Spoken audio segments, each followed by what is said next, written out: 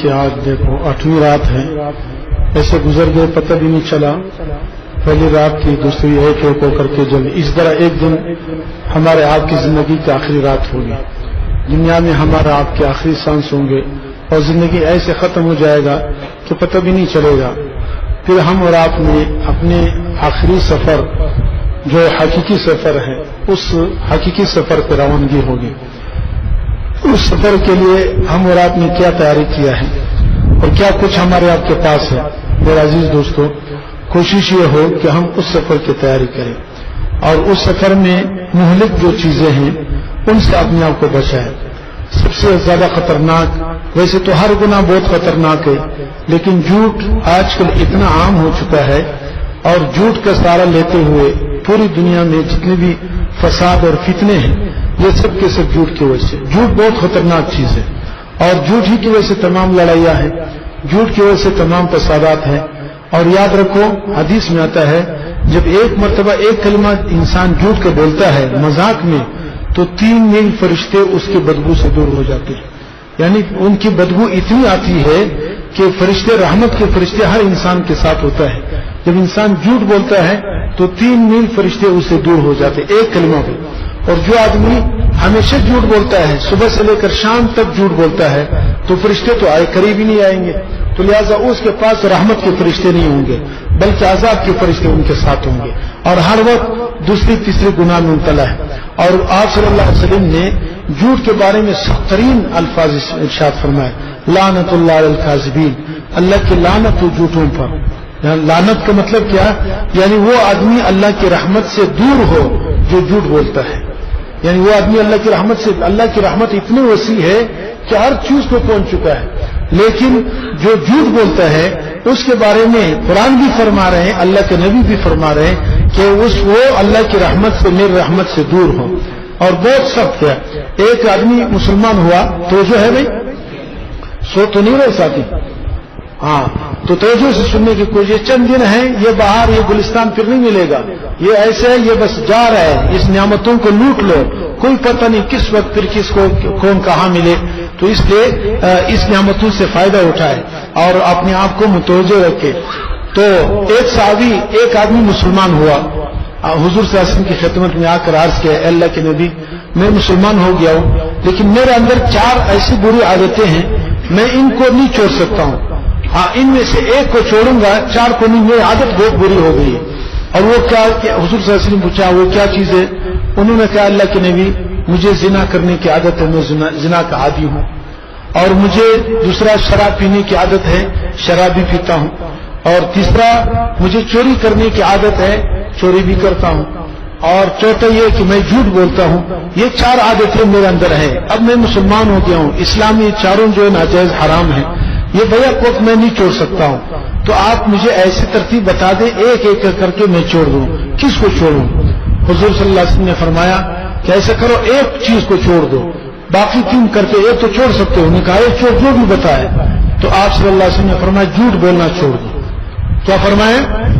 دیکھو بظاہر دیکھا جائے زنا کرنا، چوری کرنا، شراب پینا کتنے بڑے گناہ ہیں، لیکن آپ صلی اللہ علیہ وسلم نے فرمایا ٹھیک ہے شراب بھی پیتے رہو. یعنی یہ اجازت تو نہیں دی، مطلب یہ تھا کہ آپ کی عادت ہے، آپ اپنی عادت سے کرتے رہو، لیکن ایک جھوٹ جو ہے یہ بولنا چھوڑ دو.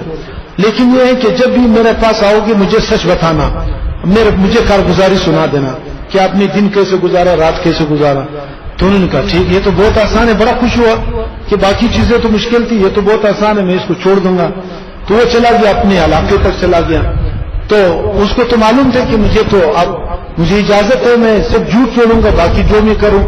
تو زنا کا وقت آ گیا تو اس نے دل میں سوچا چلو زنا کا تو مجھے اجازت ہے، مجھے منع نہیں کیا ہے. تو زنا کا ٹائم آ گیا. پھر اس نے یہ سوچا کہ اگر میں حضور کے پاس چلا گیا کہ حضور نے پوچھا آپ نے زنا کیا ہے، اب میں 2 باتیں ہوں گی، یا تو کہوں گا کہ میں نے کیا ہے یا یہ کہوں گا نہیں کیا ہے. اگر میں نے کہا کہ نہیں کیا یہ تو جھوٹ ہے، جھوٹ سے تو منع کیا گیا، اس لیے میں تو جھوٹ نہیں بولوں گا. اگر میں نے یہ کہا کہ میں نے کیا ہے، حضور کے سامنے کیسے میں بولوں گا؟ اللہ کے نبی کے سامنے میں یہ بولوں کہ اللہ میں نے زنا کیا؟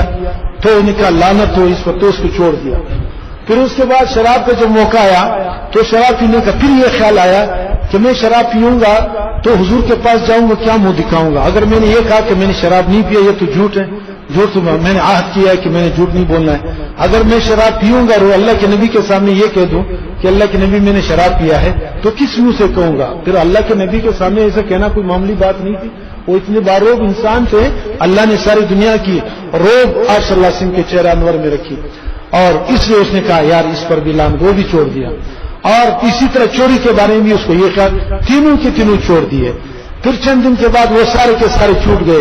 حضور پاک علیہ السلام کے خدمت میں حاضر ہوا. جب آ کر کے حضور صلی اللہ علیہ وسلم بیٹھے ہوئے وہ قریب میں آ کر کے ہنس پڑے. انہوں نے کہا اللہ کے نبی میرے ماں باپ تیرے اوپر قربان ہو، آپ نے میرے کیسے علاج کر دیا؟ ایک چیز چڑھایا چاروں چھوٹ گئے. ان کے منہ کیا ہو گیا؟ انہوں نے کہ اس طرح انہوں نے اپنا واقعہ اس طرح سنا دیا. تو دیکھو جھوٹ اتنا خطرناک چیز ہے کہ جھوٹ یہ تمام گناہوں کا جڑ ہے. ہر جھوٹ جو ہے کبھی بھی جھوٹ مت بولا کرو، کچھ بھی ہو جائے. اور یہ آپ صلی اللہ علیہ وسلم کی حدیث مبارک ہے کہ کیا فرماتے ہیں؟ الصدق ینجی والکذب یہلک، یعنی جھوٹ انسان کو ہلاک کر دیتا ہے اور سچائی انسان کو نجات دیتا ہے. اس پہ یقین رکھو. کچھ بھی ہو جائے بظاہر آپ کو نظر آئے گا اگر میں نے ابھی یہ سچ بول دیا میرا تو گردن جدا ہو جائے گا یا میرا اتنا نقصان ہو جائے گا، آپ کو نقشہ بالکل بدلا ہو نظر آئے گا کہ اگر سچ بولوں گا یہ. لیکن اللہ کے نبی کا خبر ہے، اپنے آنکھوں کو اپنے مشاہدے کو جھٹلاؤ، اللہ کے نبی کی خبر کو مت جھٹلاؤ. یہ نہیں ہو سکتا کہ اللہ کے نبی جھوٹ بولے نعوذ باللہ یہ اللہ کے نبی میں کوئی شک آ جائے. ایک اور صحابی کا واقعہ یاد آیا، سناؤ بھائی. ہم تو اپنی کس کو دیکھتے ہیں کہ بھائی حالت کیا ہے. ایک صاحب آپ صلی اللہ علیہ وسلم کے ساتھ ایک یہودی کا کسی معاملے پہ معاملہ ہوا، کوئی گھوڑا خریدا تھا بیچا تھا کوئی ایسے تھا. تو اس پر حضور علیہ السلام نے کہا کہ میں نے آپ کو پیسے ادا کر دیے اس چیز کی. وہ یہودی کہتے ہیں نہیں ادا نہیں کیے. وہ صحابی کہیں سے چلا ہوا تھا. جب آپ یہاں پر آ کے آپ صلی اللہ علیہ وسلم سے سلام علیہ کیا اور آپ صلی اللہ علیہ وسلم کی گفتگو سنی کہ وہ یہودی کو آپ صلی اللہ علیہ وسلم فرما رہے میں نے پیسے ادا کیا. یہودی کہتے ہیں آپ نے اس کو ادا نہیں کیا. تو وہ صحابی آ کر کے کرے انہوں نے کہا اللہ کے نبی میں گواہی دیتا ہوں کہ آپ نے ادا کر دیا. تو اس نے کہا وہ یہودی نے کہا آپ کے پاس گواہ کون ہے؟ وہ صحابی نے کہا میں گواہی دیتا ہوں کہ حضور صلی اللہ علیہ وسلم نے یہ پیسے ادا کیا.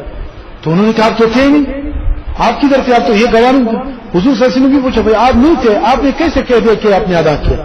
انہوں نے کہا اللہ کے نبی آپ آسمان کی خبریں ہمیں آ کر سناتے ہوں، قیامت اور جہنم کی خبریں سناتے ہیں، ہمیں اس پر یقین ہے. یہ کیسے ہو سکتا ہے کہ آپ جھوٹ رہے؟ میں نے آپ کی زبان سے سنا کہ میں نے ادا کر دیا، بس میرے پورا یقین ہو گیا آپ نے ادا کر دیا. میں نے دیکھا ہو یا نہ دیکھا ہو لیکن آپ کی بات پر مجھے پورا یقین ہے. یہ صحابہ کا یقین تھا حضور کی بات پر.